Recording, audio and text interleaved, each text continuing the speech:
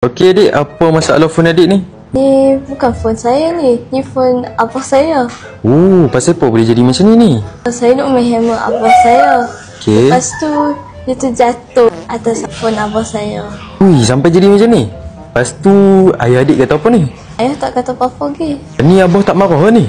Abah saya tak marah lagi sebab dia tak tahu lagi. Oh, dia tak tahu lagi. Ni adik nak suruh abang buat apa ni? Oh, boleh dah tolong repair. Tolong repair? Boleh. Kami try repair maybe dalam petang ni siap. Boleh? Boleh. Tapi cepat sikit tau. Saya takut abah saya marah. Boleh kami cepatkan. Okey adik, lagi siap abang beritahu. Okay. A few moments later. Okey adik, ni phone abah adik dah siap. Adik boleh letak dulu yang set abah adik dekat kereta. Saya lagi ambil hammer balik ya. Lepas ni jangan main dah tau barang-barang abah adik. Tidak, kalau dia tengok video ni tak tahu lah macam mana. Jangan lesen dia video ni. Okey, terima kasih adik. Sama.